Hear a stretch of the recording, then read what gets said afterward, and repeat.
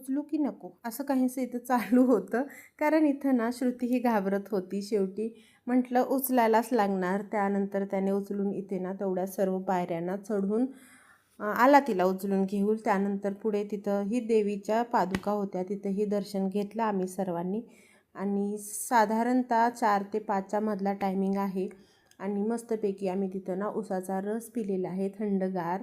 आणि आता थोडंसं वातावरण बदलत आहे. मग आम्ही निघालेलो आहोत पुढच्या प्रवासाला. आणि मुलांचं तर काही विचारूच नका, त्यांना तर एवढं मस्त वाटत होतं ना, जिथे थांबेल तिथे काही ना काही खायला भेटत होतं. त्यात सुंदर असं वातावरण झालं होतं, कारण पडत होता पाऊस. आणि त्यानंतर आम्ही आलेलो आहोत लास्ट, जे की देवताळ्याच्या देवीचं दर्शन करायचं होतं आम्हाला. आणि इथून आमचं गाव खूप जवळ आहे, 10 मिनिटातच आम्ही पोहोचणार. मग इथं दर्शन घेऊन आम्ही आलेलो आहोत फायनली घरी. दिवस तर बुडालेला आहे. शेवटी घरातील देवांचं दर्शन केलं सर्वांनी आणि छानपैकी असं आमचं देवदर्शन झालेलं आहे. तर भेटूया नेक्स्ट व्हिडिओमध्ये. बाय.